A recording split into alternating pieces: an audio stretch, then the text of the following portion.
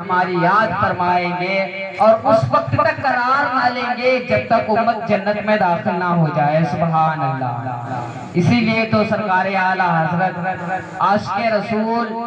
پیارے رضا اچھے رضا امام احمد رضا خان سرزمین بریلی شریف سے پکار اٹھتے ہیں کہ جو نہ بھولا ہم غریبوں کو رضا،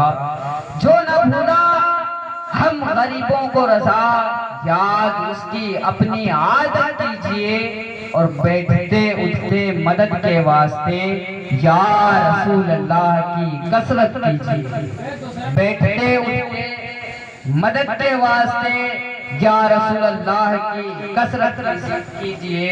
حضرت آمنہ طیبہ طاہرہ رضی اللہ تعالیٰ عنہ فرماتی ہیں کہ جب آپ صلی اللہ تعالیٰ علیہ وسلم کی ولادت بسعادت ہوئی تو آپ کے ساتھ کسی قسم کی آلودگی نہیں تھی، آپ نہایت ہی پاک و صاف اور طیب و طاہر تھے، اور آپ کے جسم اطہر سے ایسی پاکیزہ اور تیز خوشبو ظاہر ہوئی جس سے سارا گھر معطر ہو گیا، اور آپ صلی اللہ علیہ وآلہ وسلم کی شہادت کی انگلی آسمان کی جانب اٹھی ہوئی تھی اور باقی سب انگلیاں بند تھی، اور میں نے آپ صلی اللہ تعالیٰ علیہ وآلہ وسلم کے چہرے کو 14ویں کے چاند کی طرح چمکتا پایا۔ سبحان اللہ۔ عزیزان گرامی وقار، ہمارے پیارے آقا مشفق و مہربان نبی رحیم و کریم رسول صلی اللہ تعالیٰ علیہ وآلہ وسلم نے سب سے پہلے پیدا ہوتے ہی سب سے پہلے اللہ رب العزت کی بارگاہ احدیت و صمدیت میں سجدہ کیا، اور آسمان کی جانب شہادت کی انگلی اٹھا کر کے باقی سب انگلیوں کو بند کر کے یہ بتا دیا اور سمجھا دیا کہ اے لوگوں، اللہ تبارک و تعالیٰ کی ذات ایک ہے، اس کے علاوہ کوئی عبادت کے لائق نہیں، اور یہ بھی بتا دیا اور پیغام دیا کہ اے لوگوں، سجدہ کرنے والا کسی بھی حال میں خدا نہیں ہو سکتا ہے، اور یہ بھی بتا دیا کہ اے لوگوں، جس قدر اللہ رب العزت کو میں نے پہچانا نہ کسی نبی نے پہچانا، اور نہ ہی کسی رسول نے پہچانا، اور نہ ہی کسی فرشتے نے پہچانا، اسی طرح میرے مقام اور مرتبے کا حال ہے کہ میرے مقام اور مرتبے کو اللہ رب العزت کے سوا کسی نے نہیں پہچانا۔ اسی لیے سرکار اعلیٰ حضرت فرماتے ہیں کہ فرش والے تیری شوکت کا علو کیا جانے، فرش والے تیری شوکت کا علو کیا جانے، خسروا عرش پہ اڑتا ہے پریرا تیرا، خسروا عرش پہ اڑتا ہے پریرا تیرا۔ عزیزان گرامی وقار، حضور تاجدار مدینہ کا دربار وہ دربار عالیہ ہے جہاں ہر سائل کی جھولی بھری جاتی ہے، جہاں ہر گنہگار امت کی بخشش ہو جاتی ہے، جہاں بیگانوں پر بھی رحمتوں کی برسات ہو جاتی ہے، جہاں خدا تک پہنچنے کے لیے رہنمائی ہو جاتی ہے۔ اسی کو کسی عاشق صادق نے یوں بیان فرمایا ہے کہ بن مانگے میرے آقا نے جھولی کو بھر دیا، منگتا جو آیا مانگنے سلطان کر دیا،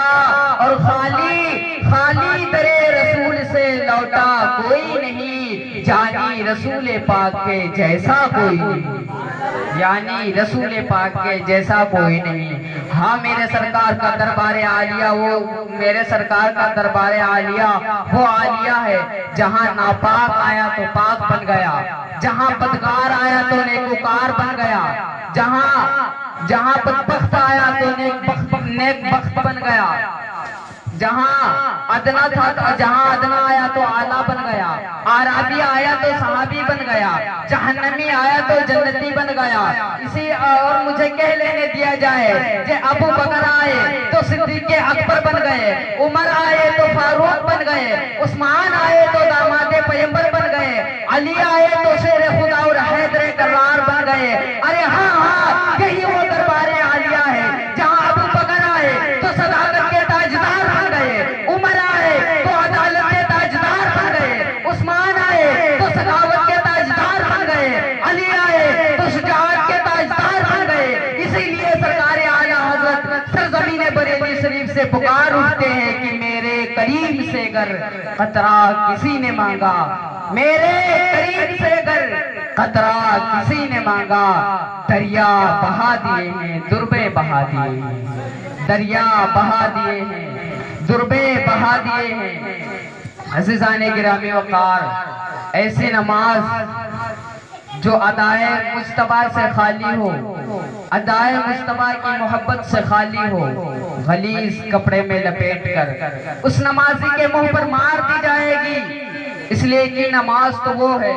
جو ادائے مصطفیٰ سمجھ کر پڑھی جائے، نماز تو وہ ہے جو ادائے مصطفیٰ سمجھ کر پڑھی جائے، نماز تو وہ ہے جو جعلت قرۃ عینی فی الصلاۃ کا مصدع مان کر پڑھی جائے۔ نماز مومنوں کی معراج ہے، نماز افضل العبادات ہے، نماز معرفت الہی کا ذریعہ ہے، نماز عابد و معبود کے درمیان تقرب کا وسیلہ ہے، نماز ساجد و مسجود کے درمیان گفتگو کا ذریعہ ہے، نماز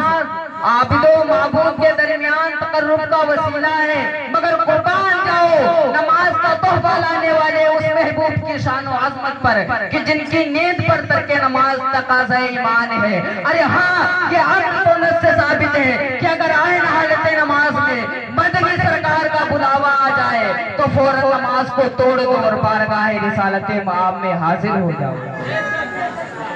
پتہ چلا، معلوم ہوا کہ سجدے کی لذت اگرچہ زبردست اہمیت کی حامل ہے، مگر دیدار مصطفیٰ صلی اللہ تعالیٰ علیہ وسلم کا درجہ اس سے بھی کہیں زیادہ بلند و بالا ہے۔ ٹائم کافی زیادہ ہو چکا ہے، میں اپنی گفتگو کو یہیں پر ختم کرتا ہوں۔ اللہ رب العزت کی بارگاہ میں دعا ہے کہ مولا